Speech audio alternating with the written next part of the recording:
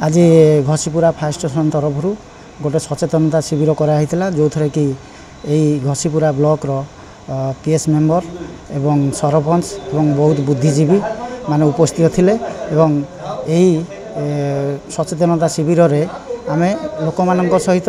केमिति कार्य करुची फायर सर्विस एवं तांको सहित केमिति कोऑपरेशन रहइबो आमे कोन कोन कार्य करि परिबु एही बाबद रे से माने गोटे मॉक ड्रिल करिक देखागला एवं तांको सहित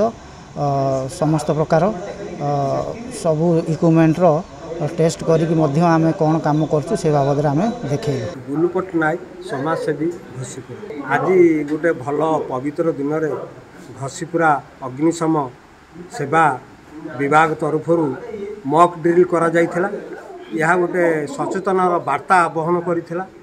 लोक मानकु किपरि बन्या बात्या घर पोड़ी विभिन्न प्रकार दुर्घटना रक्षा करा जाई पारिबो सेतिपई तांकर जहाँ सब अत्याधुनिक सरंजाम रही नूतन टेक्नोलोजीर जिनसपत्र रही ता माध्यम से समस्त को देखते एवं सचेतनता करते सतर्क करते एवं यही सब माध्यम लोक किपरि मरण रक्षा करा जाई पारिबो आज तांकर गोटे भल दिन में समस्त को बुझाई